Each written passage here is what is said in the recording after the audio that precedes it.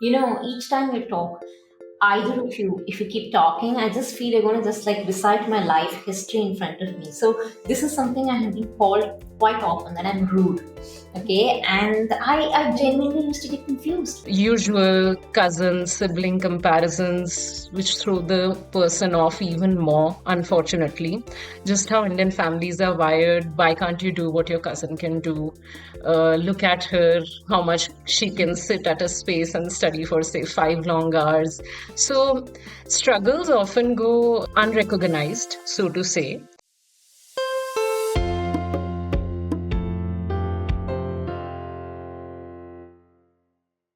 I'm so happy to welcome Dr. Mahima and Dr. Supriya from Embrace for the very first video episode of the Mind Stories podcast. And we've, of course, spoken to Dr. Mahima before, and we've also spoken to Dr. Supriya before. And both their podcasts are also available. Both of them are super duper hits as well. And this time around, we thought we should sit down with both of them face to face. I shall be finally seeing them and having our very first video podcast. And this time, it's not going to be just a neurodivergence. It's not going to be just on how to offer caregiving for those who are parents of neurodivergent folks. But this time, we're going to focus very specifically on something which is of deep interest to me personally, since I also have ADHD. This podcast is just going to be on ADHD. So, welcome, Dr. Mahima, and welcome, Dr. Supriya. Thank you so much, Smitha. So, Thank you. one of the first things that Lovely I really sharing wanted to space jump with in you and ask, again. and you can literally see I'm really jumping for this podcast because I'm so excited because this is something that I have really struggled to understand myself. So, to give you a brief context, I was diagnosed back in 2023, late 2023, around August or September, and at that time I just brushed it aside because I thought when I was given the diagnosis, a lot of people gave me a lot of other explanations as to why I had repeated distractions, lack of ability to focus, brain fog, my inability to do things which were boring, for example, intense mood swings, emotional dysregulation, rejection sensitivity. And they kept telling me that, oh, it could be hormonal, it could be menopause, it could be perimenopause, it could just be COVID. I've had all sorts of reasons as to what ADHD symptoms can look like and what they attribute it to, especially with. So, my first question is what is ADHD, honestly, for those of us who really don't know anything about ADHD? Is it anything similar to perimenopause, or is it similar to hormonal changes, or is it similar to COVID? To everyone's delight, none of the above. Sorry to burst everyone's bubble. Neither perimenopause nor menopause, nor kind of just over exaggeration of feeling overwhelmed. None of them.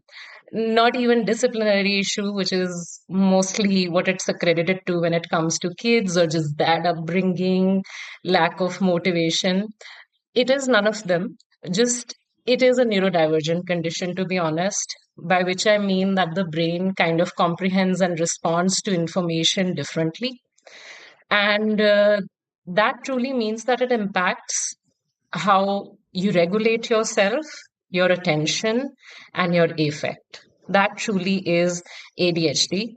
So, if you are to take it metaphorically, it would be something like you have a Ferrari brain but you have bicycle brakes. So it's like I'm ready to go. There's so much power, and I have all the creativity, all the innovation, absolute brilliance, very intellectual, but the regulation capabilities are underdeveloped. So it's like you experience slowness inside, but it's also fast otherwise, that it kind of offsets that individual because of how the brain functions.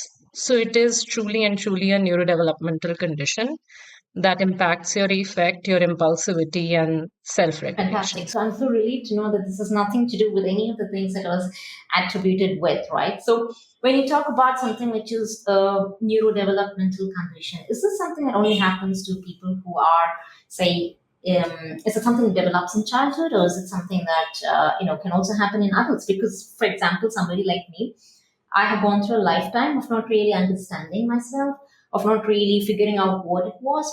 I've gone through, of course, particularly as a woman, the first thing I have also understood is that when you go and present yourself as a woman with ADHD like symptoms, you end up being diagnosed with anxiety first or depression rather than ADHD. Because I noticed that if you do not manifest the classic symptoms of hyperactivity or impulsive behavior, fidgetiness, that tends to manifest itself more in, say, men. Whereas I think I would probably be more internalized. Then it ends up being told that you're mostly anxious. And there has been a situation in my life where even before I got this diagnosis, where I was prescribed anti-anxiety medications. So of course, anxiety can be a byproduct of having ADHD because you do get anxious about not having a lot of things under control.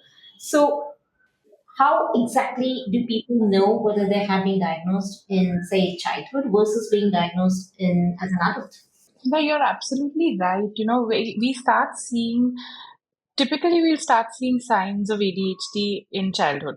So the definition, that we have says that we need to see symptoms before 12 years of age.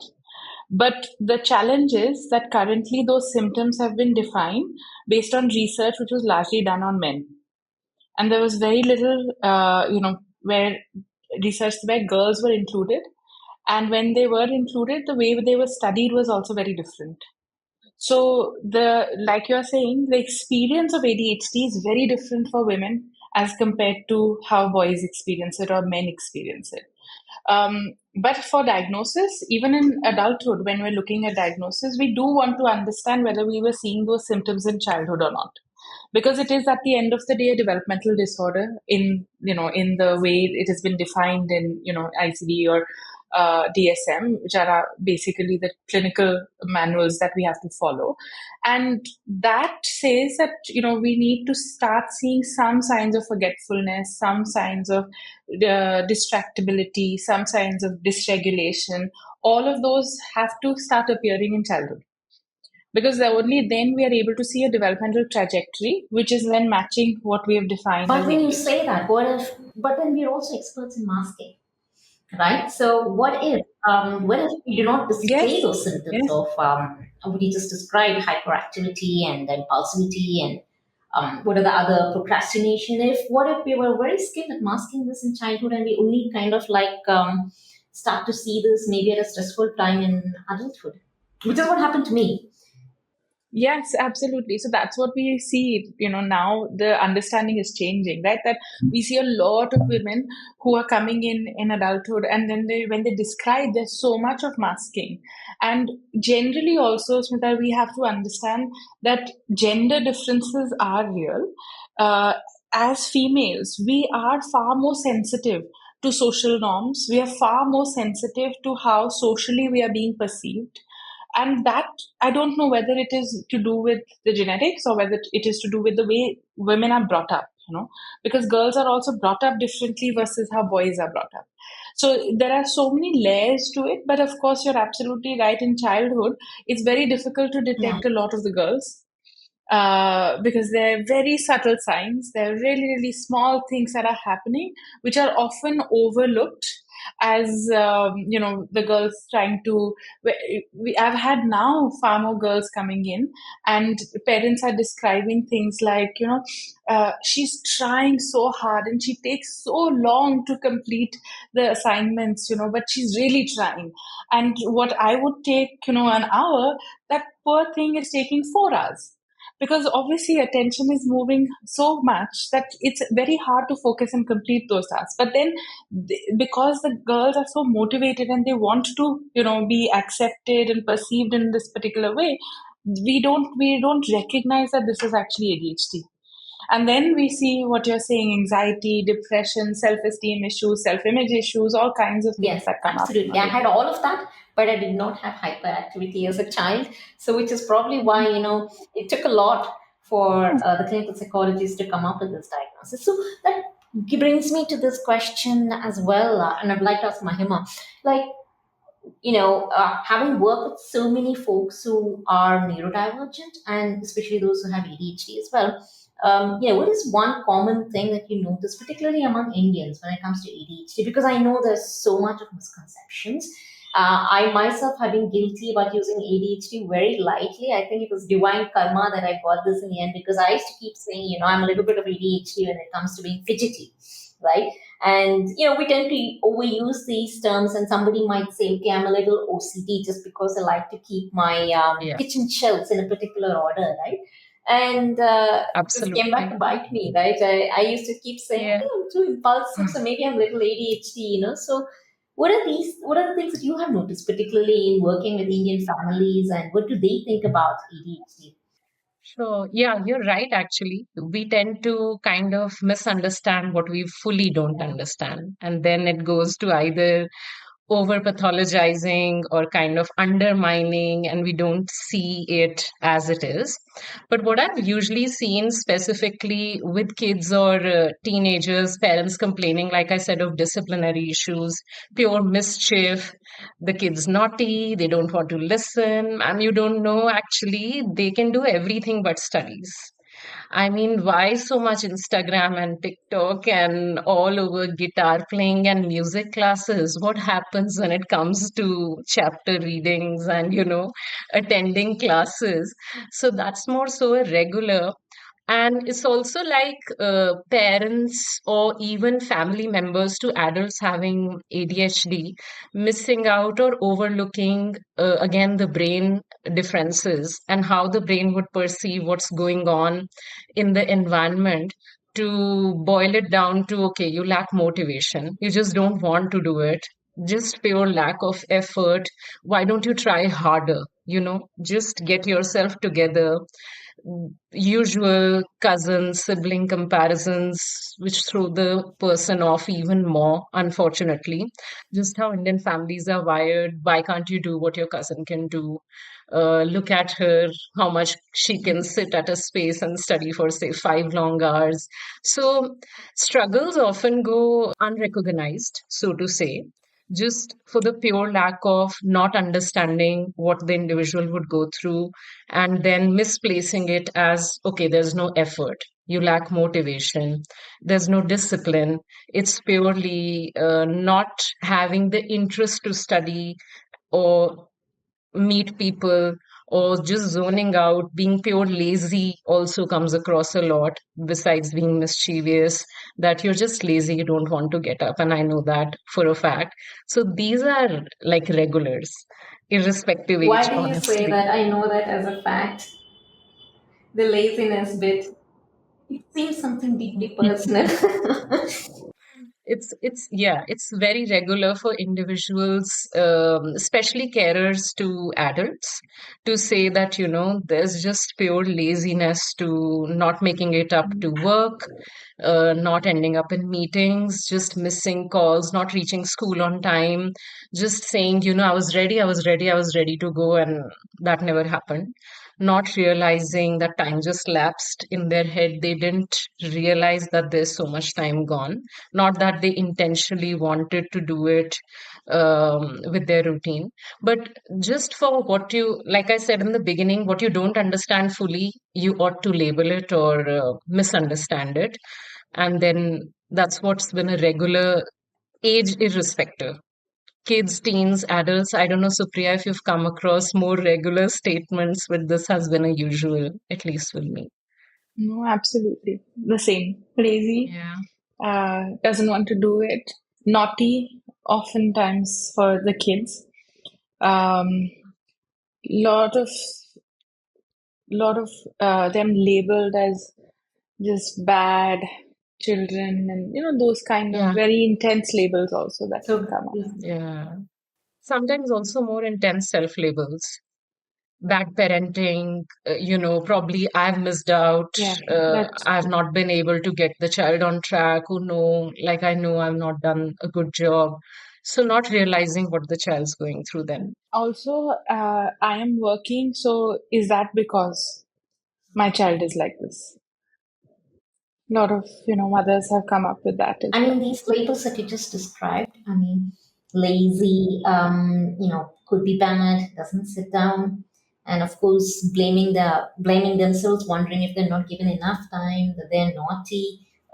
I wasn't called any of these, but I can understand why these labels exist, because if we just sum up what we just spoke about ADHD and the symptoms that we were speaking about, whether it is, a hyperactivity which can manifest itself through movement or hyperactivity internally, as well, when you feel like you have a million thoughts in your head and you cannot really focus on any one thought. Sometimes I think the term itself is a little bit difficult for people, because I often tell people it's not a lack of attention. I have too many things to do, that are grabbing my attention all at the same time. It's not that I don't have attention. I just don't know where to place this attention on. So when you talk about these things about ADHD, primarily people associated with, say, hyperactivity, fidgetiness, or, like I also said, there are other symptoms which could manifest itself as anxiety, depression, as comorbidities perhaps, and also, of course, the emotional dysregulation that we speak of, intense mood swings, heightened sensitivity to criticism or to rejection, perceived rejection, and of course the lack of attention, focus, procrastination, and finding a lot of things boring, until unless it's something that's creative and which captures your attention. These are all the symptoms we have spoken about, right? But one thing I would like to ask, particularly since I'm a woman and I have two women therapists as well with me here, is how does this manifest itself differently in, say, a woman or a girl, right? Because as we spoke about, it can be different, but how different can it be, and how do we even start to think about ADHD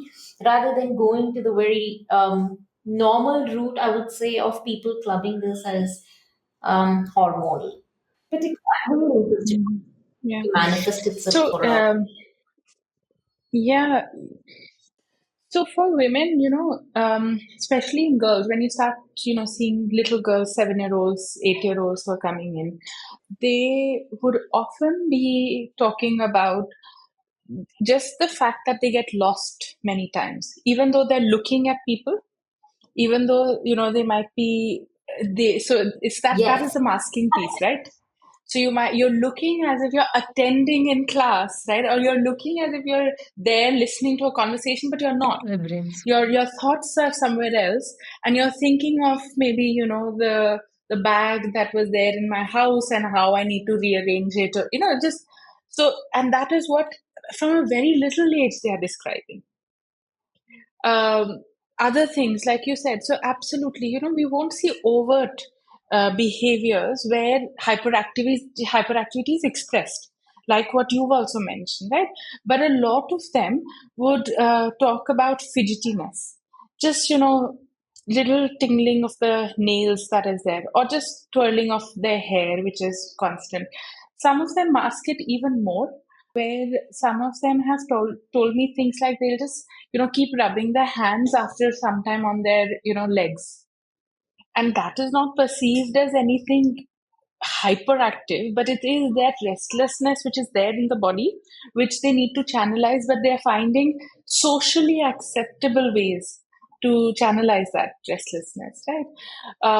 There are lots of other things that happen, which, when I'm working with some of the young adults, they are describing how impulsivity comes up.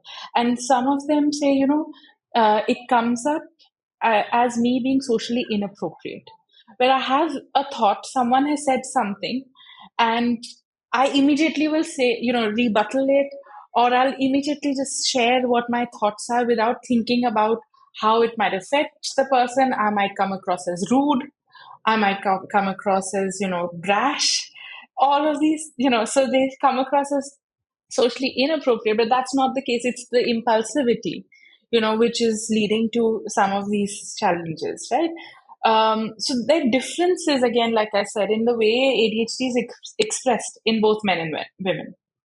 each time you talk, either of you, if you keep talking, I just feel you're going to just like recite my life history in front of me. So this is something I have been called quite often, that I'm rude.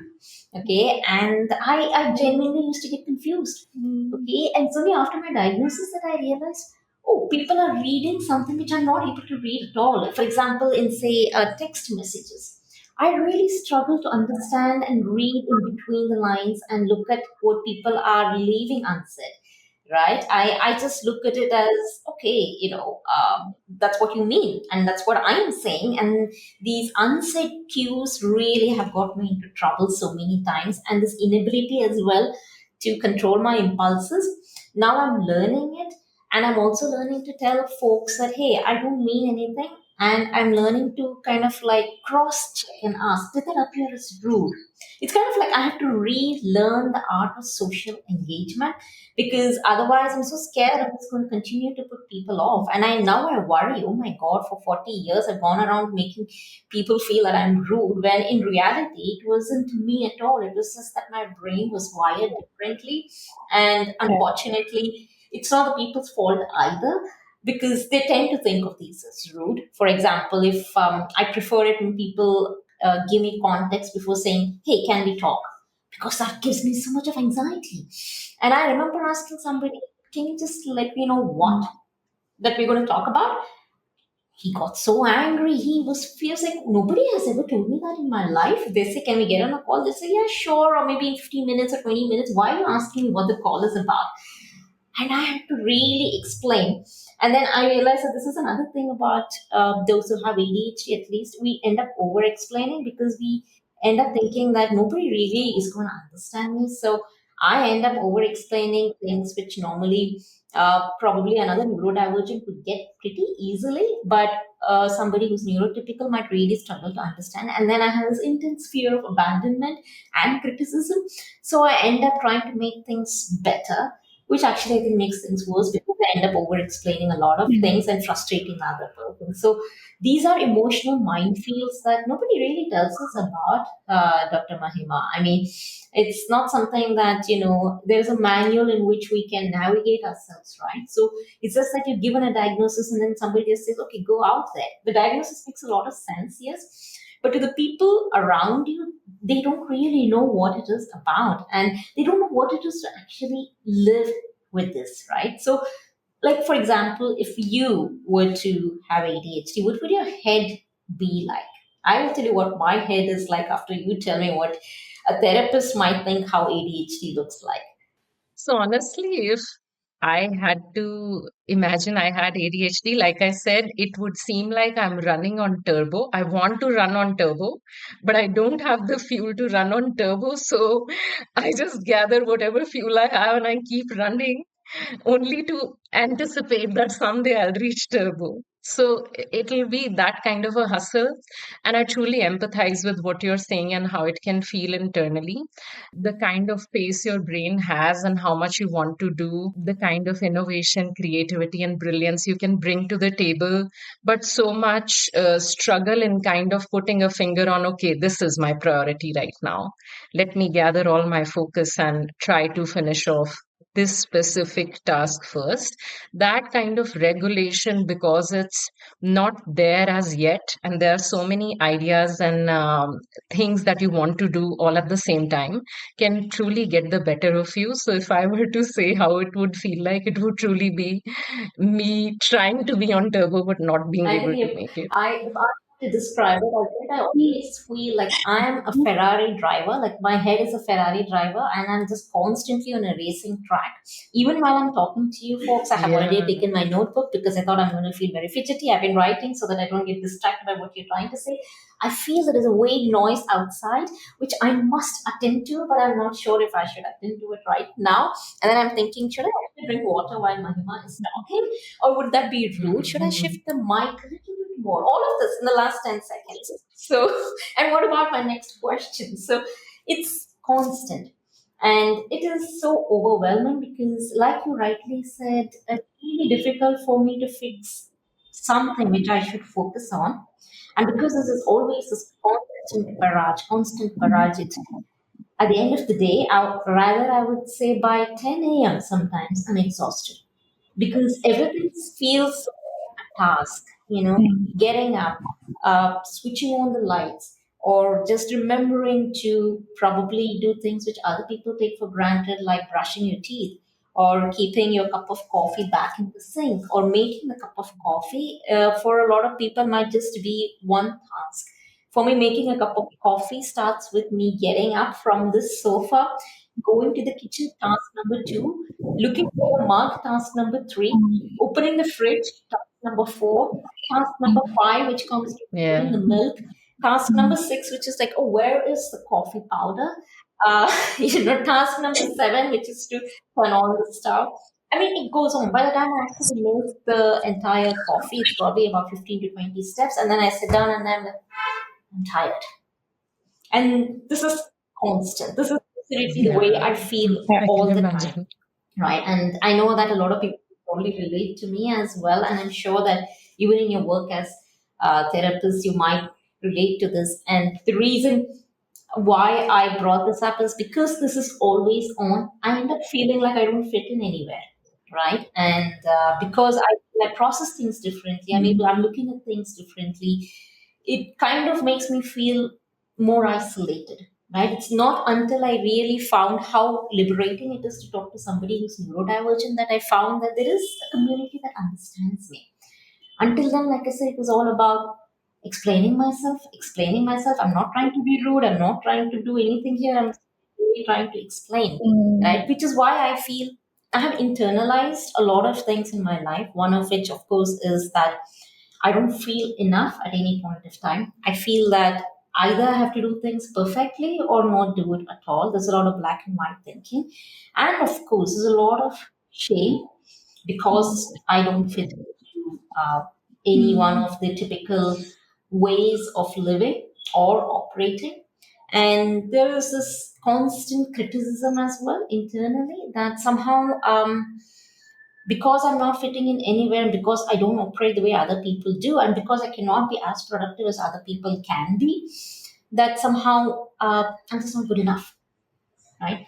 So how do we deal with these things, Dr. Supriya? I mean, yeah, how does this kind of internal criticism manifest in those who have ADHD, and what can we do about it? So all of what you've described, we know that it ends up manifesting in some of these comorbid disorders, right? It does manifest as high anxiety, high levels of lots of low moods, depression. A lot of them end up also, a lot of people with ADHD that I've worked with would say that there is this intense need to have different substances to calm their brain down, to have, so there's a lot of different comorbidities that, come up because of also the emotional dysregulation that one feels and all of these different, layers that come with ADHD, right? Um, Having said that, coping can be extremely difficult when when you've not had support systems which are actually understanding of the neurodivergence, understanding of the fact that the brain is different, that the brain is going to process things in a way which is not the same as what I'm thinking as a parent. So how can I actually support this? So I think and it's really when we're looking at ADHD, because we're seeing the developmental trajectories, we start thinking about how do we create these support systems which act as protective factors for people, who can. So even in adults, we oftentimes talk about neurodivergent support groups, like you said, because once you've got another neurodivergent friend, you're Yeah. suddenly seen.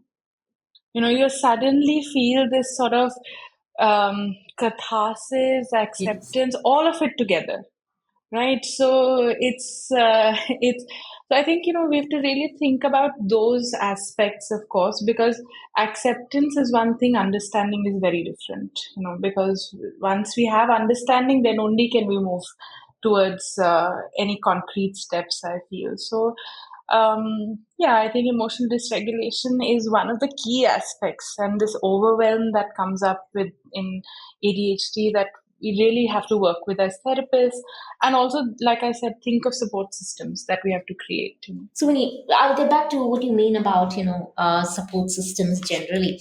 But the other day, one of somebody had actually DM me, and I put this question together because she was asking me, and she said that she's from a small town in Bihar, and she feels that she has a lot of ADHD-like symptoms, but in Bihar, she felt that everybody is just telling her to just. I mean, the people whom she's consulted, whether it's a psychiatrist or whether it's a general medical doctors. They have just given her anti-anxiety or antidepressants. And because I've been writing quite a bit about ADHD, she came to me and asked, Smitha, how do I actually get a diagnosis? Because I feel these anti anxiety medications are not helping me. And she's in this small town where she says, I don't have any other opportunity to go and find somebody else, right? So I suggested maybe you can really try somebody online, try to find a psychiatrist or try to find a clinical psychologist online, like with Embrace. But I realized then that somebody who's not really aware, but they feel they have a lot of symptoms. The problem starts right from there, right? How does one even think of a diagnosis? Now, I know a lot of people might think, "Hey, I'm actually going to therapy. Can't my therapist give me a diagnosis for ADHD? How does it all work?" I know I'm going right down to the very basics, but if I have symptoms which I think are ADHD, what do I do? Best way, honestly, would be sure to consult a professional. Because in India, like you said, there are a lot of misperceptions, but also lack of understanding, lack of appropriate resources, if not misperception, where the right amount of help or the quality of help is not accessible to the Yeah. grassroots, specifically when it comes to issues on the spectrum. So, like a diagnosis usually in India routes like in school teachers saying, okay, you misbehave, you misbehave, you misbehave, and then the parents doubling it down to, okay, let's put you to tuition, you don't listen, let's get you even more rigidity and structure. And then the teacher complaining at the tuition that, they just spoil the whole classroom atmosphere and it doesn't work still.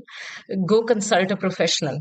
And then that professional, if it ends up at the grassroots, ends up giving, like you said, anti-anxiety medication, would be a usual process. And I'm not surprised by hearing that process out. Or if it was to do with an adult, She's it's an adult. even worse because it Yeah. would go Yeah. undiagnosed mostly. Like Supriya said, if it's with women, it's masked for a large part of life. And when you start to recognize that there's something off and you don't fit in or it's not working out, there has to be a gap, then you kind of, it hits you that, oh my God, all these 30 years of my life, I've just thought that I had character flaws, but it was not character flaws. They were just my quirks. And now if I identify I have a clinical condition. So sure, like visiting a professional, somebody who has a developmental psychology background, who's licensed to do assessments, sure helps in getting a kind of So that would formalized be who? That would diagnosis. be a clinical But if you're at psychologist the, or and the psychiatrist, Yes, in not India, it would be a therapist, not my clinical regular therapist psychologist. who Yes. is a counselor. Okay. No. And the clinical psychologist needs to be licensed to be doing those assessments and have the authority to make a diagnosis because not all clinical psychologists also come with a licensure. India still has the RCI as being the licensing authority. So they have that kind of stamping authority to say that, okay, now I can So diagnose you formally so and it only needs a an intervention. RCI licensed clinical psychologist can give you a diagnosis for ADHD. Okay. Okay. And what Till about a today, yes. psychiatrist? In India, it might change in nomenclature in a while, but they are licensed to kind of make a Got it. diagnosis And till what about a date. Yes. psychiatrist? A psychiatrist also, I guess, Sorry. can give you a diagnosis. yeah. Sure, yes, they can. And mostly in India, it routes to, okay, they see symptoms and they would then prompt the clinical psychologist, let's do more robust assessments and kind of put a stamp on, okay, what I'm hunching is right. In some levels or cities which are more grassroots, it may not Yeah. lead to this route. It may generally be the psychiatrist saying, okay, I formalize this to be ADHD, but it would come either from a psychiatrist or a licensed clinical psychologist who's authorized to So do the whole assessments. process can only happen through an assessment, right? Like mine took about 5 sessions, I think, of answering some 300 questions. So I think at the end of it, I said, I cannot answer another question for the rest of the year. So everybody has to go through this. You have to answer an assessment and get a score based on that. Yes. So there are different kinds of assessments. that one would do to diagnose ADHD. Like, what you described, there are lots of question answer kind of formats. There are interviews that are done, lots of rating scales that are given. One aspect that is actually really important, that is recognized the world over as an international standard. And now I know some people are accepting it more and more in India also, is the fact that in adult ADHD diagnosis, we want someone from childhood to be able to also tell us about symptoms, and to share the diagnostic, because we need to have a diagnostic understanding from that lens also, right?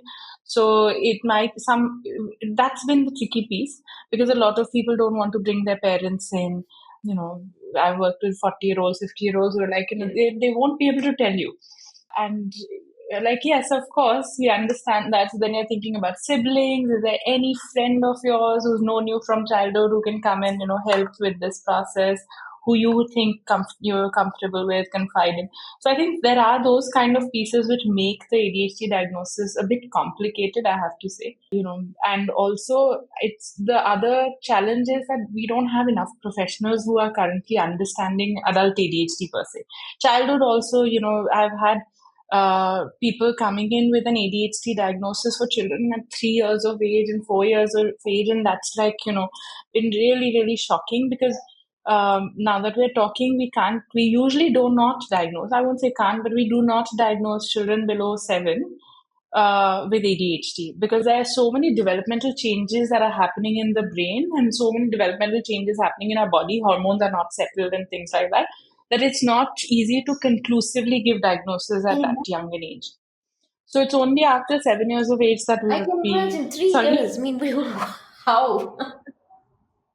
Yeah, You're supposed to be hyperactive as a 3-year-old we've done child. it. How do You'd be you even surprised. diagnose at that age? Wow. So 7 is your cutoff age Yeah, yeah, at we've had this. Embrace. Yes, embrace, and also, I mean, that's good practice. That's what the clinical practice guidelines are, right? And with adult ADHD, like I was saying, those are the challenges that come in, because then, you're thinking the person with, especially women, are describing their lived experience, which is very different from what others are observing. And then there's a whole challenge of which Right. way do I have to go, who am I listening to, how am I taking those decisions. So that makes it tricky, and because it is tricky, there are not many psychiatrists and clinical psychologists who are doing this at present, in India. So it's that accessibility also is a challenge, because there are more and more people who are getting interested in the understanding diagnosis for adults, but we don't have enough people. You'll be surprised, we get referrals from Chennai, where people are coming to Delhi for diagnosis. We'll get Yeah. you mentioned Bihar, Assam, Nagpur, like all different places in India, where they will be contacting us to say that we can't find, our therapist has recommended that you do an online assessment with them, because there aren't enough who would recognize it in adults at that Wow. level. I thought the Bihar case was isolated. I can't imagine people coming from Chennai or something. Wow. But you said something about online assessment. And, ever since I started talking to a lot of, people from the neurodivergent community, I also see that there's an increasing, I don't know what to call it. One is, I think, because there's so much of talk about ADHD, particularly, I would say, in terms of neurodivergence. I don't know if that's good or bad. Probably we can have another conversation entirely on that. But when everybody says, I'm a little ADHD these days, those kind of things. So people end up going and taking some of these online tests, right? So, and then I don't know about you. You mentioned, and I have gone through, like I said, about 5 sessions of some 400 questions on something called the corner scale. And uh, before she even gave her report, and it was intensive. And yes, like you said, questions were asked from a friend, from my sister, because I couldn't ask my parents about this. And my sister was totally clueless about it, because she said, I don't remember how she was. She was just a very quiet kid. But I do remember this process took a month, right? And it wasn't easy. But before that, I did go and try a few tests online just to see, are my symptoms matching? I do that for autism as well, and it keeps showing up these online tests and saying that you are probably in the border of autism. But would you recommend something like that? This is a question to either of you, but do you think that for folks who may not have the patience to go through 5 sessions and 350 questions, is there something called a self diagnosis, and would that be valid based on your lived experience? Um, I'll I'll I'll leave it to Supriya after I give my 2 cents because she does it every day and I'm not the best person to comment on it. But what I hear from her, what I see in the clinical settings and from my professional experience, I think self-diagnosis is good to kind of improve your awareness of, okay, what is the condition about probably at times, but it can be misleading and sure insufficient because what it lacks is clinical robustness and something that you map from 400 questions sure cannot be done with 5 minutes of a self analysis and arrived at a conclusion henceforth. So I'd say that self diagnosis would be more risky, hence, and not really all encompassing. So it can lead you often at times to either overdiagnose yourself or undermine your symptoms rather than actually arriving at, okay, I identify with this. This has been my experience of being looking at apps now, having those mini 2 minuters that, let's just Yes, answer a few yes. questions and come up with a diagnosis. And I truly think that that's not a good idea in my experience. And it does need human intervention and expertise, yes. It needs someone who comes with depth of experience because what can be mapped honestly with a few questions has to be matched with a lot of reliability and validity verification of information done through various resources sources, like you said, with your sister being asked questions, your friend being asked questions, you being asked questions. There has to be a match between, okay, how do others see you and how you see yourself, and what are we seeing then being mapped clinically. So I sure would think it would not be a good decision, but I'll leave it to Supriya to add her I don't know why you're thoughts on pointing this out one. Supriya. Because I think I'm passionate about these assessments. Yeah. No, but it's to be honest, Smita, what I'll just add to what Mahima said.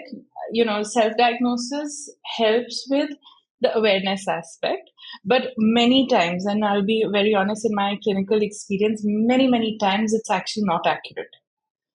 We've had cases of missed diagnosis where it shows up as, oh, you have anxiety or you have something else, but this is not ADHD. It has also been the other way around that a lot of people have been diagnosed or, so to say, as ADHD or said that you are matching all the symptoms for ADHD, but it is truly not ADHD. It is any of these other, mental health conditions.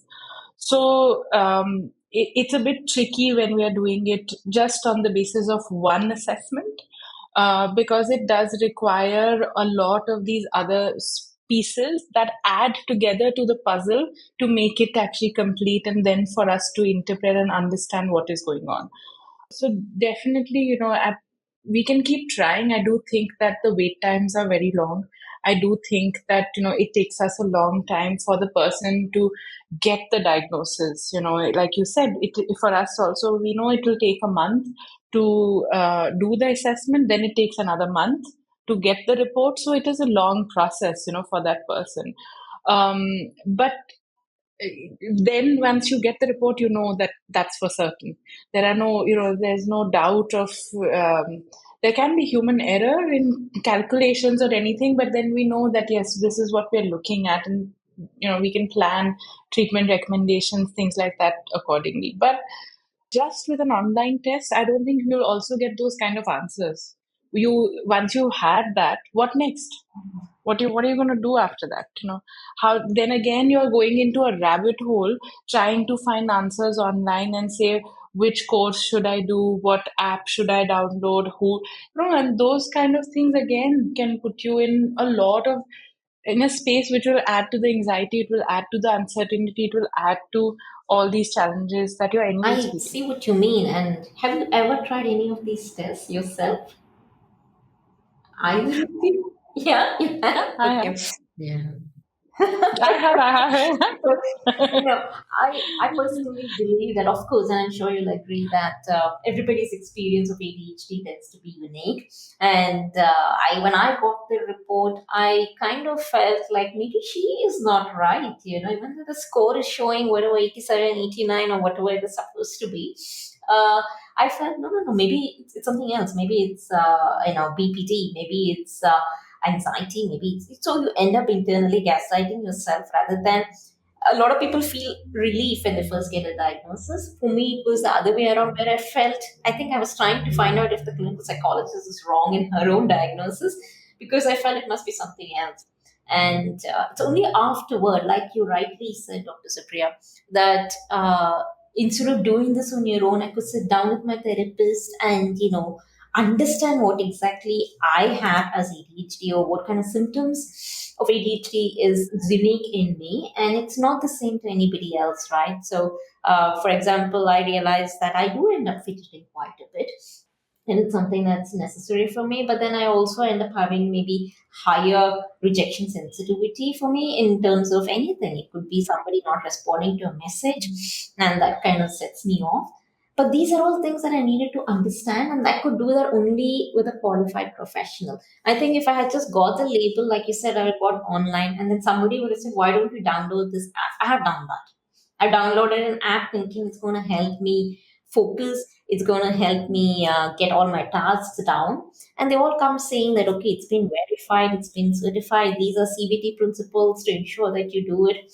But then I used to forget to even open the phone. So I realized that I have something else which is works better for me than an app is Yeah. a notebook, right? So this worked very well for me. So I carry it wherever I go and I write it until I don't forget. So the next time I have a meeting with Dr. Mahima, probably I write it down so that I don't forget about it rather than rely on an app. So, but then a lot of people rely on an app. So I found that there are, of course, all these differences, right? And for me, this works, a notebook works. But let's say we reach from, say, all the symptoms of ADHD, which we spoke about, which we already spoken. Especially, I want to get to the emotional aspect of ADHD because a lot of people end up thinking ADHD is just movement and it's just fidgetedness. But I want to say that the biggest impact ADHD has had on me has been emotional and not physical. I can manage the hyperactivity, I can manage the fidgetedness like I'm doing right now, but the emotional aspect has been something else to understand. So I want to start from where we are and let's assume that we have gone through this process, we got a diagnosis. What do I do? What are the ways in which we can manage to lead a life which is fulfilling in some way once you realize you have ADHD? You know, like what are the things that you first would advise somebody to do once you realize that they got a diagnosis? Like you said rightly, right? The activity, the movement part still can be managed. It's easier to kind of get a hold over that because, you can get timers, you can get reminders, you can get, sticky notes on the fridge saying, okay, I need to do this. And all of that is possible. Even honestly, it's not very difficult to get yourself in this routine of, okay, let's work for 15 minutes, break for 5, work for 15, break for 5, so that you can get yourself in a rhythm and keep your like focus intact. But what becomes difficult is the regulation part, like how to keep yourself centered and how do you bring yourself back to, okay, I need to prioritize this. And a lot of times, I think, and Supriya, feel free to add, would be like passive What is anchoring that? has really helped. And I've seen that really help someone struggling. So I'll explain what passive anchoring would mean. It's a sort of body doubling. So it's almost like I will coexist, but I'll not control you. So it's like I'm sitting, sipping my coffee. You want to carry forward with your work? Please go ahead. So it's like, okay, I have an anchor. They coexist around me, but it's not like, okay, hey, you know what? You need to complete this task in 5 minutes now. So that sort of a passive anchoring sets a tone for having some regulation intact, because we all look for anchors, neurotypical or neurodivergent, so to say.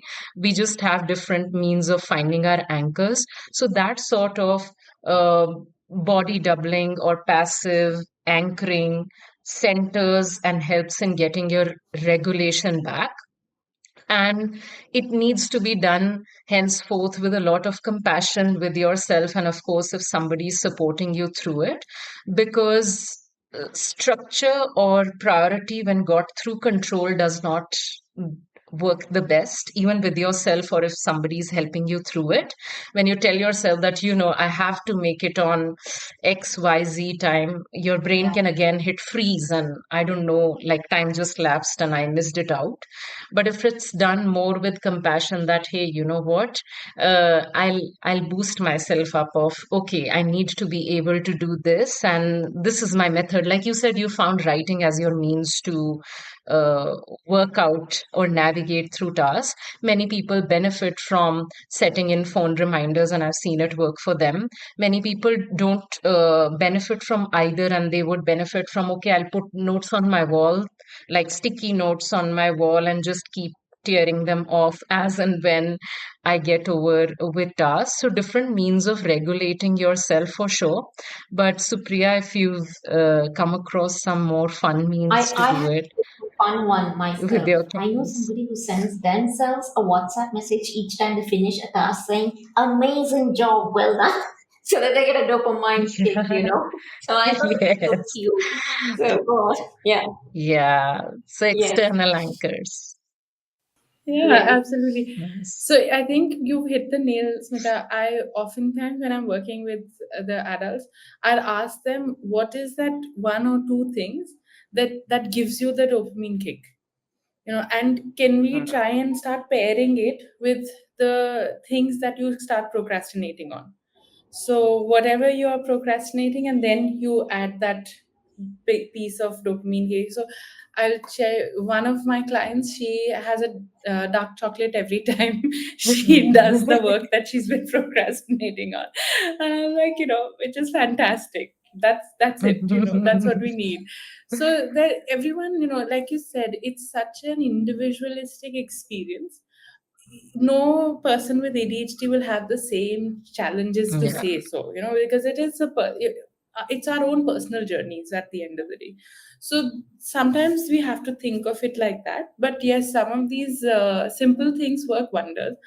The toughest thing for people with ADHD is routines. And I am one of those people who say that two things that you have to do as part of routine every day, if we can try and achieve that, that's the anchor that you need, and that, I mean, we work really hard to say, okay, what are those two things? And for some people, we've come up with, you'll be surprised, two things would be that I'll wake up in the morning and while sitting in bed, I'm going to start doing a crossword just to get my brain, up. uh, Yeah. Mhm. it could also be simple things like, at night before sleeping, I'm going to change my clothes. I will take off the day clothes and I'll get into, something for the night. Just simple, it seems simple, but it's actually not for so many people. But just those kind of things, it helps anchor one thing in the morning and one thing at night. It gives you some sort of feeling that, okay, if nothing else, I've done this. I think so because I love routine, but I really struggle to maintain it.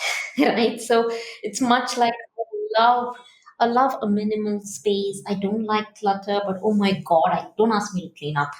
So but I cannot stand a cluttered desk. I cannot Yeah. stand a cluttered bed.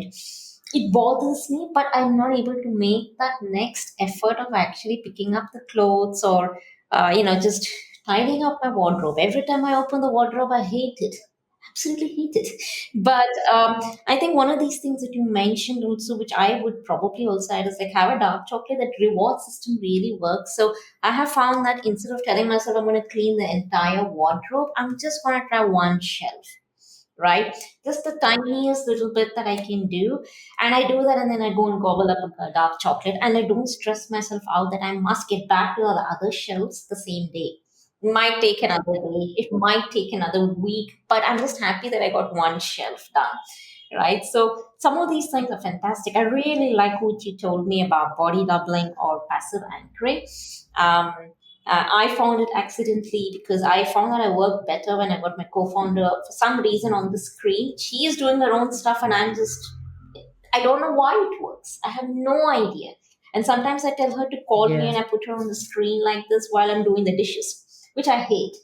Again, it's a boring task, so I don't like to do it, but it has to be done. So she'll be doing her own stuff. And, I just, the presence is enough for me to just get the dishes Yeah. done, right? So some of these things are fantastic. Writing, like you said, some people love uh, apps.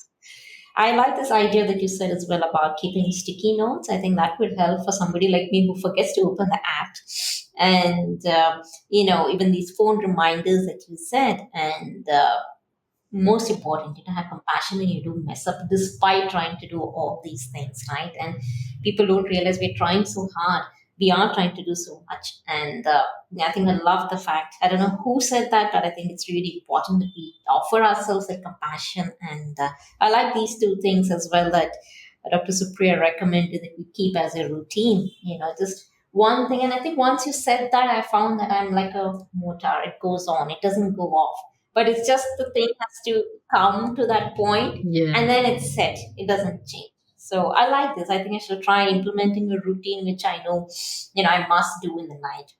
But it brought me back, all of these things also brought me back. These are all I would say, um I wouldn't say if it's conventional, non-conventional ways, but I want to ask you, what about medications? Either of you can answer this, because I know this is such a controversial thing, right? So I take medications, and it took me some time, despite working in this field, to accept that it's okay.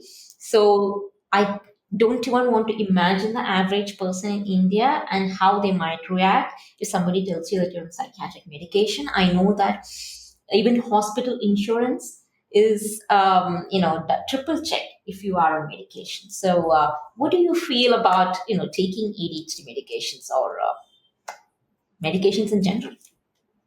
Mima, add to it, please Yeah. feel free. So, I think that for some people with ADHD, medication is important. It actually is really helpful in What does it helping do? you get through the day, What does and it do? it does definitely. It reduces the overwhelm. It helps you focus. It helps you, and as you're able to focus more, you're able to do a lot more tasks. You're able to finish things that you never thought you could, and that suddenly is a really interesting experience for a person to feel like, oh, I didn't realize that I could do this, and now I can. So that's why also a lot of people, when they, especially when Ritalin had come out, and the controversies around it, people thought that it was a high that they would get. But a lot of people with ADHD, when you actually ask them, the high is of that, the fact that they've been able to Yeah, do some of these things that they never yeah, imagined they would ever get done, right? And so I think also the myths around medication comes with that, because everyone, medication has evolved, for Yeah. ADHD. We have now a lot of different options. It's not like we only have one option, and that is the one that which was earlier practice. And we there are a lot earlier we knew that there were side effects and all kinds of things, and that is the reason why people were also scared of taking some of these meds, right? Yeah. But now a lot, medication has evolved. We don't see as many severe side effects with the ADHD medication. Also, it's not, earlier there was this thing about, is it addictive? Do Will people get Yeah. hooked onto it? We know now that that is not the case. uh, there is, of course, abuse that happens still of medication, no doubt about it, but that's about any psychiatric medication, to be honest. I don't think it's only It's made a ADHD lot of difference to medication per me, se. actually. Like you just said, the relief. I never got a high or anything despite all the extra dopamine. I think, or rather, there was no extra dopamine. I think it was just making up for the dopamine that was already lacking. I just feel like I'm more in control. It just gives me for that point of time a little bit Yeah. more of functionality and a feeling that I have some agency instead of being led helter skelter by my head all the time. I could actually direct it in certain ways, and it just gave me a sense of calm. And I came to this path after almost 1.5 years of trying the non medication way. So I think, yes, I would recommend, like you said, people might do very well without taking an ADHD medication. But yes, absolutely, I don't think there should be any stigma around those who choose to take a Hmm. medication because that works for them. And it may not work for somebody else also. I mean, that is something that we've also realized, right? But for me, I think it made a difference in the quality of life. And that's so important because otherwise, as it is, you just tend to get so overwhelmed with so many things. So if there is at least one thing that can help you manage one aspect of your life, why not? And I think there are, yes, like you rightly said, so many misconceptions that it could be addictive. It can lead to so many side effects. I think that all comes from the 1980s, 1990s kind of situations where we used to see people only take Yeah. psychiatric medications in the absence of therapists and other tools. We didn't have apps, of course. So what would people do? They would just prescribe a medication for you, and at that point of time, I don't think ADHD was Yeah. much of a thing anyway, right? I think it was fairly recent that people started to acknowledge it and like with autism. So I agree Mhm. with you. I think it's made a lot of difference to me. And anything that you would like to add to that, Dr. Mahima? Yeah, I think pretty much summed up honestly. But like you rightly said, medications evolved, and I agree. It's not just to do with ADHD, but psychiatric medication in general has evolved, and we've come a long way from where we had started. There are a lot of counteracting drugs now to counteract the side effects that you'd experience from a psychiatric drug because it has to be taken in the way it has to be taken. And then there are some stigmas or misconceptions around, okay, it had a side effect to person A, now it'll also have a side effect to me, not realizing our bodies function differently, and your and my symptoms can pan out differently in the circumstances we exist in. Our triggers are different, how we regulate ourselves is different, so of course it's going to react differently. Plus there's a lot to do, and I'm being a little scientific, sorry, but I think it needs to be emphasized here that every medication has a different sort of half life to what we say technically. So it's the amount that the medicine needs to absorb in your body and dilute. Depends on your body weight, the age you're at, the height you have. That's why you wouldn't see doctors kind of online prescribing mostly medications. They'd like to have a look and feel of you, see you in person, or at least be on video to kind of see, where you're at, and then kind of prescribe the dosage that they'd like. So don't worry about, oh my God, it reacted to my friend and it would to me as well, and I need to refrain from. Like you said, it works fantastically for you, and it might not work for someone similar of your age, your symptoms, and similar ADHD pattern or diagnosis. So to each their own, but a professional would be the best person to kind of comment on it, and it shouldn't be done Absolutely, and by even the yourself. same medicine might work differently with other people, right? For me, this medication works. For somebody else, some other medication Absolutely. works. But yes, I do believe that this whole stigma Yeah. around medication itself is something that needs to be addressed, even beyond mental health itself as a stigma. And it's good to hear that it's helpful for me, and that it is something that a lot of us can utilize. And one thing I've been really been waiting, and I don't know why I kept it so late, is that we've spoken about so much about the physical symptoms of ADHD, right? And this is what I mentioned. I really want to get into what does ADHD feel like emotionally, right? What is it? Where people when they say that ADHD is all about fidgeting, I want to tell them no, it's not. I have gone through a lot emotionally, and I think the first thing I can tell you, which is probably the single most important thing for me when you talk about emotions and ADHD is how intensely I feel everything. I feel intense joy and I feel Yeah. intense sorrow. A lot of people tell me, move on. Not possible. It's just not possible for me. Something which might appear trivial to somebody is devastating to me. And I tend to feel these almost viscerally, like it's a physical reaction.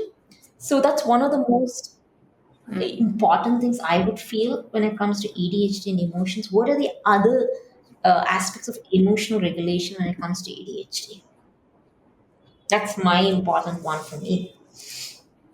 Supriya, you wanna take Uh, that? yeah, sure. So emotional is like you said, Smitha, there are Oh emotional yeah, extremes, right? We know that it's you feel it and you yeah. feel it a lot, Mm, right? yeah. And it's not just, and it might, people think that it might be just to do with anger or happiness or any of that, but actually it's even jealousy and all kinds of emotions. The intensity can be quite a bit, and that is where the regulation piece becomes comes into place, because if someone is struggling to regulate that intensity, they would, that would lead to the repercussions of it are going to be far more difficult to manage. So like you said, people when they're feeling these things, the chances of all of these comorbidities etc increase manifold, because we know that people they're experiencing these intense emotions, and when it's going to lead to actually clinical depression, that is where we, with the overwhelm that one is experiencing, you start wondering about the emotional challenges that are coming in. I want um to ask you about one but thing yeah, as Mahima, well feel free when to. you're talking about emotional challenges, because this is something that I have faced. A lot of people tell me that I'm really too intense, and it's been a problem for people. I've realized when you're intense, whether you're intense in expressing love or whether you're intense in expressing your irritability, this aspect. What is rejection sensitivity? I know there is no specific diagnosis for this, but it seems to tag along with a lot of people who are diagnosed with ADHD, and I have felt it so intensely all my life, and I hate it. It's probably the worst part of ADHD for me, more than the lack of focus, more than the lack of anything. This hits me right at the very aspect of who I am in my relationships, how I communicate with people. I seem to have no control over it. Anything can trigger it off, and then I find myself getting irritated, snapping at people, and they are absolutely bewildered because they have done nothing. Maybe they just took 15 minutes to respond to a text message, or maybe they just said instead of saying yes. And I think that's it. This person is going to leave me, and I have not found a way around this. And I know a lot of us. So I think, yeah, yeah, but so that I usually, I'm sorry, I'll go theoretical over here, but I think it's really Yeah. important to understand that before we come to how to manage it. Because if you understand ADHD, and that's the reason why we talk about the developmental aspect so carefully, in childhood, now there's this child who is trying, but what they're receiving is a lot of sense of failure, a lot Criticism. of repeated messaging, criticism, exactly. So repeated messaging on failure, criticism, you're not good enough, you've not done this properly, so I don't know if I can ever do these things well.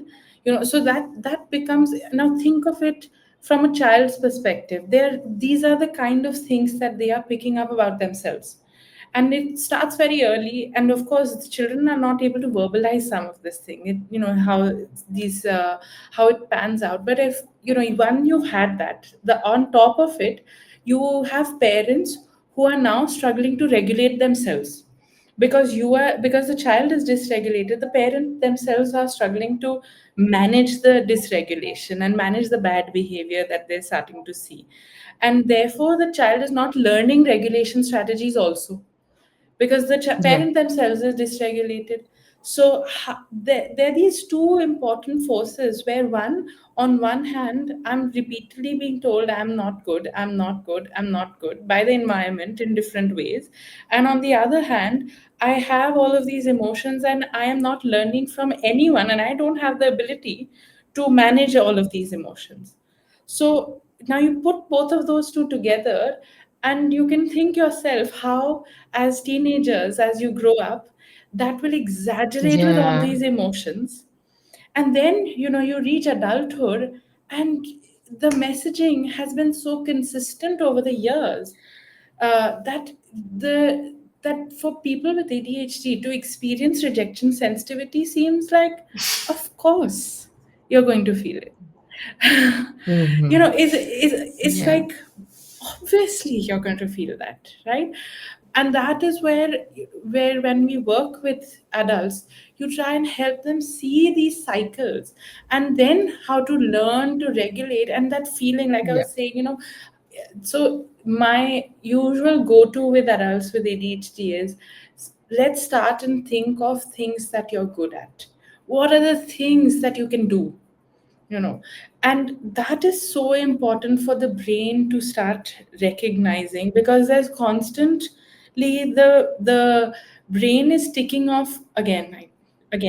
I couldn't do this. This is something I shouldn't even attempt it now. I can't, I'm not going to Hmm. even try. So that's the pattern that, I usually say, okay, what are the things that you can, and then, starting to think also about how the compassion piece, like you said, how Yeah. harsh am I being to myself when I'm not able to do something. I mean, all of us can't. None of us can do everything, right? So Yeah, I yeah. agree, I think. And you'll be surprised and amazed it's no different, honestly, with neurotypicals. We just want to emphasize it with and kind of make it difficult because we don't understand neurodiversity fully. That, it's really a problem to kind of work around with your methods and routines and ways of doing things. We all have our methods and ways of regulating ourselves. It's just that to what Supriya said, right?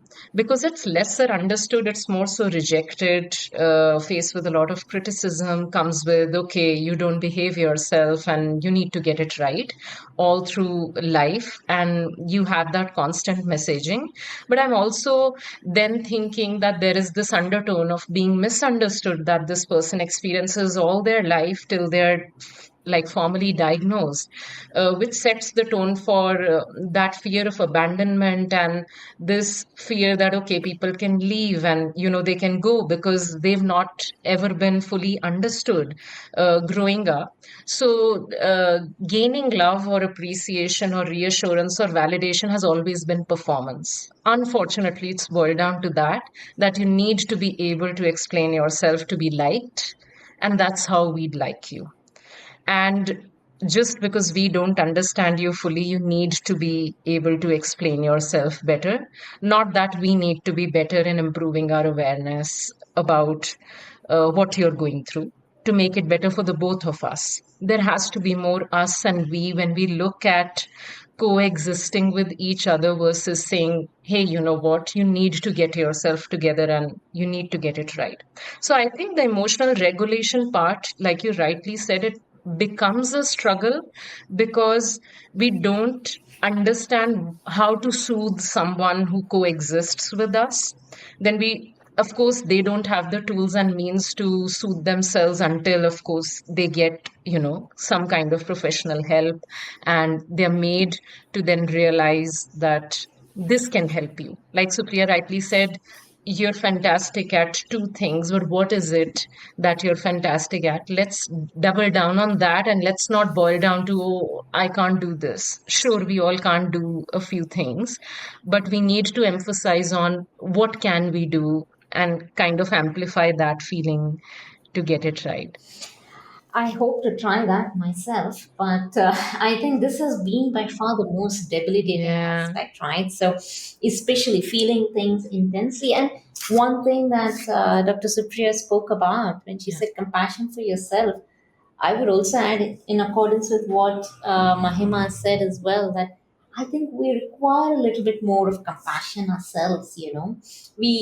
I think we end up, just trying to over explain ourselves all the time, and that isn't healthy and that isn't helpful many times. And it leaves me, at least, in fear of rejection or fear of abandonment even more. But I have found that when my neurotypical friends really support me, when they, for example, when I ask something and I say, can I not speak, I prefer text, or maybe I cannot respond to you immediately, or probably I take days to respond to a message, or maybe I might miss a message, or like I did with Dr. Mahima, I missed her calls. So you never know. But I think the kind of compassion that they give, I think it really helps us to know that, okay, just to rewire that and feel that it's okay. It's not like I'm bad. It's not like I'm terrible.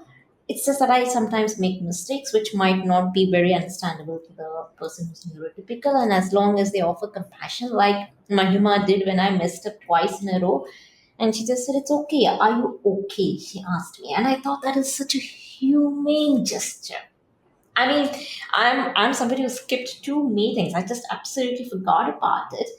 And Mahima is not exactly my friend. I mean, it was a client where relationship, and there she is asking me, "Are you okay?" And I thought that made me feel so heard. Just a small act of kindness can just so turn around that terrible, terrible day. And I was, believe me, nobody felt it bad or worse than me, because I was like, idiot are you? How can you even miss two calls in a row? And that's happened to me many times to others as well. And there somebody is saying, "It's okay. Are you okay? Are you taking care of yourself?" And I felt that that can make so much of a difference when those who are neurotypical can offer that to those who are neurodivergent, and just understand that we're not trying to be difficult. We're not really trying to make your life difficult. We're just trying to kind of like make sense out of a world that is very confusing many times. But if you do, I think I would like to say that the same intensity of emotions which people get scared with me can also result in fierce loyalty, and can also result in a lot of love, and can also result in a lot of kindness and empathy as well. For some reason, I seem to find a lot of empathy for others, probably because we crave it so much. So these are like good emotional traits. Like Dr. Supriya said, what are the things that you're good at, and also what are the things that all of this emotional dysregulation also brings out of, right? So the intensity can be good. You can be really intense at work and have a great passion. You can be really intense in loving somebody. You can really show a lot of affection and loyalty, and the good things are there as well, right? So I love that. I love that aspect of ADHD and also rejection sensitivity. I still think I need to ask Dr. Supriya, how does one deal with it? Particularly when you're just so stuck with, if Dr. Supriya doesn't respond to my message tomorrow, I'm going to think that she hates me. So that's how it is. There's no other level. It's not like I think Dr. Supriya is busy. No, she hates. She just, I must have said something during this podcast, and therefore she's not responding to my message at all. So, next thing she's going to block me. She's, anything. The possibilities are endless. Just to ask you that, how does one stop the spiral? So there are lots of ways that one would work with, but just simple things. I think the fact that you start becoming aware that I am, recognizing that this is coming from a place where I'm intensely feeling something and I'm feeling it. That for I think that recognition per se is actually quite useful. Uh, but I have to say, to be honest with you, Smitha, this is something that I would, whenever we have clients who come with this kind of challenges, I say, please come for therapy. because there are so many things, that have to be tackled in rejection sensitivity, that they're to do with a lot of the assumptions that you've made. They're to do with the thoughts that you've been carrying. There's a lot to do with your different lived experiences that you've gone through, and all of those things to manage on your own is tough. So you need someone to support you through all of those, to be able to actually work around what is the best way in which I want to respond when I'm experiencing this. Having said that, moderation is something that people with ADHD anyways No. find difficult. um, exactly. So the question is, when I'm feeling this extreme emotion, what are some of the physical regulation things that I can do to actually get myself, to, because emotionally, when you're charged and emotionally, when you're feeling something intensive, our bodies are also feeling it, right? It's coming out in a Yeah. physical, it's very, very physical. So, how can I actually bring my body to start regulating? How can I actually bring my body to a state of calm, which will then actually help support the emotion and bring the emotions down? So a lot of work, would be, okay, what is it that will make me? Is it fidget toys, or is it just going through a stress ball, or is it like a silky texture that I need to just rub, or do I need to just go back and forth, and move my body in a particular way that will help regulate? So what are those physical regulation things? That would be the first step, I would say. Breathing, breath work has also helped me. I think just doing something like box breathing, I think it Yes, just stops it Yeah. for that moment before you're about to send a text you're going to regret for the rest of your life, right? Because that's what I do impulsively. And that's absolutely. one of the first things that we spoke about, impulsivity, right? At the beginning of this conversation, right? We spoke about that. So I think, like you said, just physical regulation, just stepping back. Maybe if you feel like, the phone is right there and you're feeling this intensity, to just keep the phone aside and walk away. And, like you also said, bring your body into a state of calm, whether it is doing what a lot of therapists recommend, the five senses technique, that has helped me. And Absolutely. just to, I think, count my breath has helped me quite a bit. It's even for 10 seconds. I think it stops that. It just stops it for a while. And then I'm like, oh my God, what was I about to send to this person? It's horrible. And then I'll just change the entire message. That's helped me quite a bit. And awareness. Absolutely. Awareness that probably, can I just give a little bit more context to this person instead of assuming like if Dr. Supriya is not going to respond, that's it, she hates me. Can I just start to be aware that maybe can I offer another reason for that? Can I even ask her, are you do you hate me? I mean, I I don't know if I'm going to do that with Dr. Supriya, but I do that with my friends. So I think these are good ways in which we can manage what is probably for me the most debilitating aspect of having ADHD. So then we covered so much during this conversation already. And I think a lot of the questions I wanted to keep as listener questions actually have already been answered. So I'm going to jump straight to the last bit, which is probably my fun bit. You know, both of you are working together, and if there's one question that you've never asked Mahima, and there's one question that Mahima has never asked Dr. Supriya, what would that be? It has to be something you've never Oh my God, this is going to be That's a fantastic tricky because you one. won't believe Supriya and me can kind of spend 6 hours a day at least, kind of asking each other 100 Uh, questions. But okay, this is great opportunity because I get to speak a little of our actual work that we do because I think there's a lot I get to learn from Supriya's experience in the field. I don't come in with the specialization she comes in with. So it's fantastic to see how she thinks about the domain and the value she brings. So just curious, Supriya, because you've been exposed to so many cultures and geographies in which you worked as a practicing psychologist and the kind of depth you have to the experience also makes me think that now that we work in India, and we work so closely with children, with parents, with families.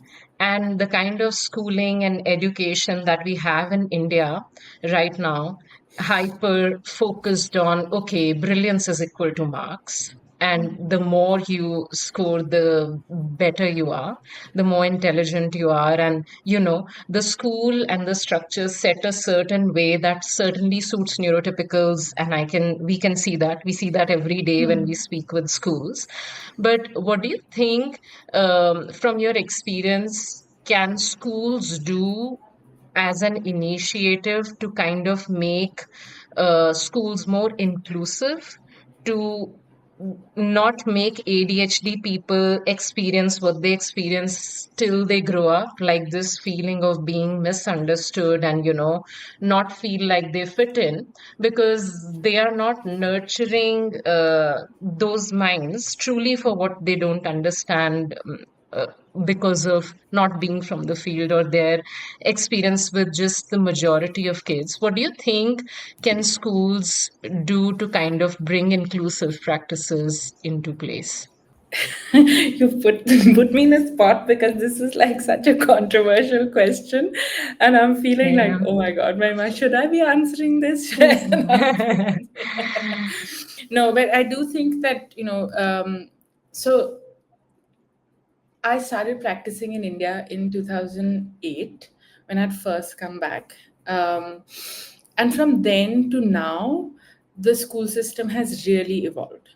And I do see that practices have changed where there's, at least in the cities, I won't say so much, in the community setting, in the tier 2, tier 3 setting, but at least in the large cities, the metropolitan cities that we have, for sure there's a lot more inclusion that is being practiced, right? I think the challenge that we still have is teachers and the training Yeah, that we provide to teachers, because the challenge is that even at a B.Ed level, when they are expected to do the teacher training, there's just one module on child psychology, and then there is nothing actually being about having diverse learners in the classroom. They're trying to include that more and more now in their curriculums, but I think those kind of practices would be really really important, because there are diverse learners everywhere. It doesn't mean like it's only about the absolutely. cities. That is one. I think the other is, again, moving away from the cities, and when we've gone into, Mama, into some of the tier 2 and tier 3 schools, Yeah, the challenge is the strength of those classrooms. How does one teacher cater to 60 students in that classroom, and then start recognizing the neurodivergent and supporting the neurodivergent? you know yeah, so those are real challenges, that the school systems are grappling with. And it's been, I think we just don't have enough people right now working in the field to be able to support. So we I need agree. more and more people, working in school systems, in just outside of it, in the healthcare system. So I think that those are some of the challenges, and those would be the changes one would want to see. Um, how do we support them in schools, like coming to solutions? So just identifying some of the challenges. I think one of the key ways in which we can support is how we started with the sex education classes across India, all Yeah, schools where there were sex education classes that were started. The same sort of way, if we can start mental health conversations and classes and support, because as soon as we're able inclusive to have those classrooms. as part of those curriculums where sexual health was important, and therefore they started doing that even in government schools across the country, that it happened, right? And it was a huge Absolutely. drive, very successful. We were able to manage a lot of challenges that at that time India was going through. The same way we can start these kind of mental health curriculums, it will answer for these challenges around neurodiversity, mental health conditions overlooked, high risk kids who are not being picked up. So I think those initiatives would be something that we could think of. Great. Yeah. Probably would know. She's going to probably come back to you for Uh, that question. I can see. But you have an opportunity now to just ask Dr. Mahima the question that you never asked before. uh, okay, I'll be very quick. My mom's specialization, Smita, has been working with couples, and she does a wonderful job. I know that because of the kind of feedback that we get. So Mema, I think with the ADHD lens, because you've worked with so many couples and looking at relationships, I know that relationships are can be tricky for people with Yeah. ADHD, so in your couples work, is there anything different that you would do when you know that there's one person with ADHD and then the other spouse is Mm. not? And how does what Yeah. happens? Yeah. Couple book sure is tricky. Thanks for asking this question. And you'd be surprised most of the times when couples come up, they have their own independent pathologies that they need to deal with, comorbid conditions besides just marriage being a problem and relationship being the center piece of the problem.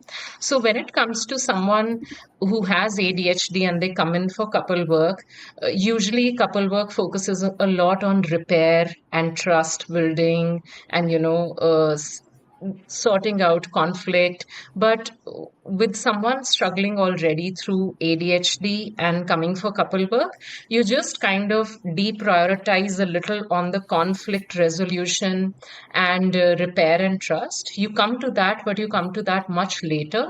Once you're able to prioritize on managing the regulation between the couple, the flooding experiences that the partner would have, because it would be like, oh my God, I have to manage everything in the household, and you just don't do anything. What the hell? It can leave them frustrated, and there can be a lot of resentment. And couple work, honestly, is a lot about dialing down on the feeling. Okay, let's pause and tap into your feeling. I want to hear what are you feeling right now. So when they're in the session and I ask them, the other partner can see that, oh God, they're feeling flooded. And I was shouting at them because why can't you make it to the party tonight when I asked you? It's important. And how dare you miss the anniversary date today? And I was supposed to take you out. So it's very regular then for them to have those sort of misunderstandings till you can, like you said, that the first step's awareness. It truly is that. But then we emphasize that part so much more in couple work if someone struggles with ADHD. So the focus shifts to first, okay, regulation, then, I'll help you process your emotions as a couple, and then move to repair and kind of resolution. Seems like Yeah. something that Great. works well with any couple. I think whether they have ADHD or not, right? I think we all need to offer that awareness and then work with these Yeah, thoughts. absolutely. Probably we should do something with you, Dr. Mahima, just on couple relationships. Now that I have another idea forming out of this conversation, so I think that would be something Absolutely. that we should really think of to do. But Sure. what a lovely conversation this has been. I so thoroughly enjoyed it, and what an absolute difference it has made to just actually see you and actually be able to understand and speak to you without having to figure out as we used to do before. And I think this has been a mind blowing conversation. I mean, there have been so many things that we've spoken about. So it's so hard to sum up everything that we've spoken about in the course of this 1 hour, 25 minute conversation. So it's been terrific. Thank you so much for sparing the time. And I'm telling you, this is going to be one of the best episodes on ADHD ever. So thank you so much for doing this with us. And we should make sure that we add all the stuff that you mentioned as well in the show notes, and any of the links that you recommend as well. We shall add it in the show notes. So just before we sign off, I'm sure that if people want to find out how to get their own ADHD diagnosis, where do they find you? We can They find us can. in Embrace. We are there at Vasant Kunj in Delhi. and you can come see us. You would find us online, www.embracelives.com. Just see our address, ring us, and we'll book you an appointment, consult with us, and have your first Yes, and that's assessment. going to take us 1 month, as we know by now. So that sounds terrific, and I'm sure that if anybody wants to connect to Dr. Mahima or Dr. Supriya, I shall leave the links to their social media as well in the show notes. So thank you so much for joining this amazing conversation, and I shall look forward to the next conversation on relationships with you, Mahima. Thank you. Thank you so much. Absolutely. Thank you. Thank you. Thank you so much. Bye bye. Thanks. Thanks, Smitha.